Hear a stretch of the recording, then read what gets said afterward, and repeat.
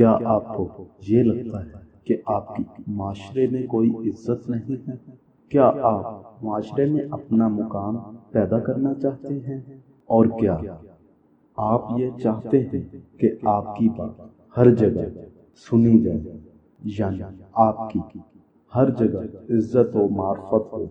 تو آپ کو میرے بتائے ان 5 کاموں پر عمل کرنا ہوگا۔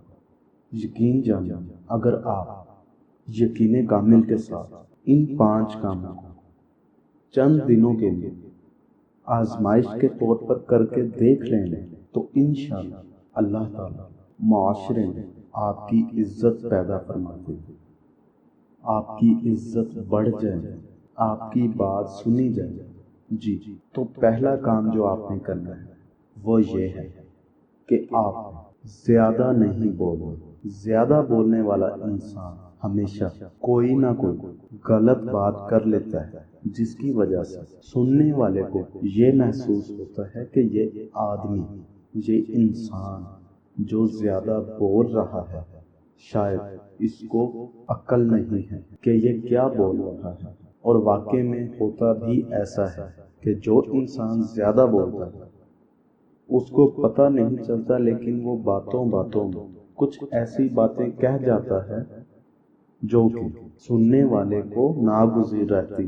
تو میری آپ سے پہلی درخواست یہ ہے کہ آپ نے کم بولنا، اتنا بھی کم نہیں کہ بس چپ ہی رہ گئے، نہیں، آپ نے بولنا ہے لیکن کم بولنا، معیار کا بولنا، فالتو بات نہیں کرنا۔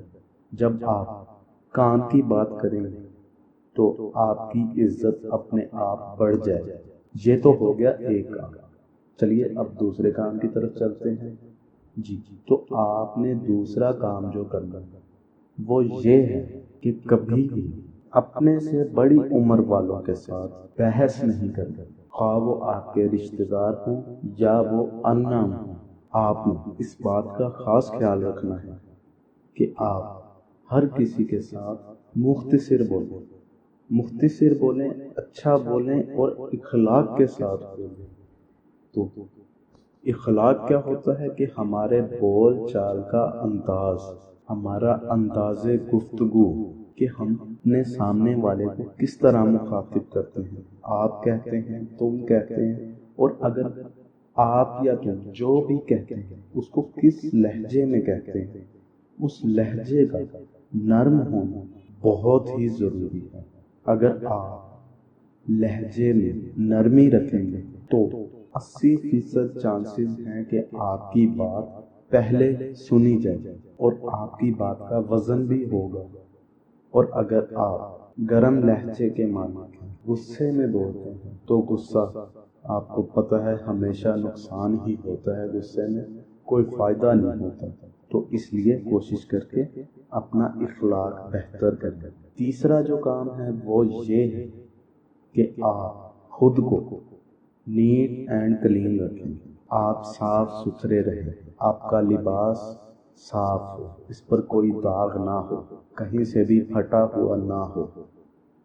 آپ کا جوتا، دیکھیں جب کبھی بھی کوئی بھی انسان دوسرے کو دیکھتا ہے تو وہ سب سے پہلے، تقریباً سب سے پہلے انسان کا جوتا ہوتا ہے، جوتا دیکھا جاتا ہے، کیونکہ اس سے آپ کی شخصیت کا اندازہ لگایا جا سکتا ہے۔ اگر آپ کے جوتے صاف ہیں، پیر صاف ہیں، جوتا پالشڈ ہے، کپڑے صاف ستھرے ہیں، چہرہ دھلا ہوا ہے، بال کنگھی کیے ہوئے ہیں، تو آپ کسی اچھے گھرانے کے سلجھے ہوئے انسان لگیں گے۔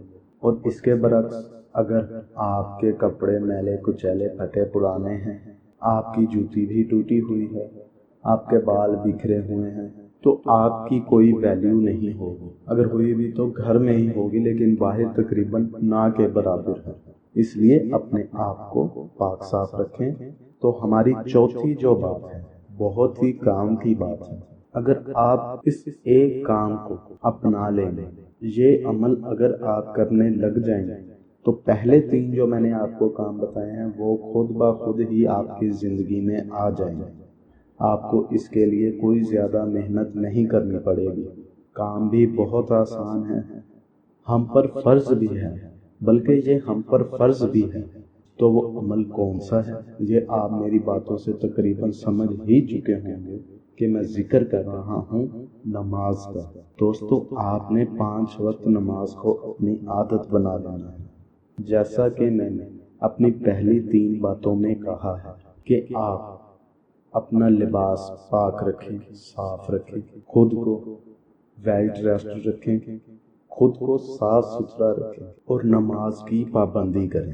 جب آپ نماز کی پابندی کریں گے، آپ کے اخلاق خود بخود بہتر ہو جائیں گے۔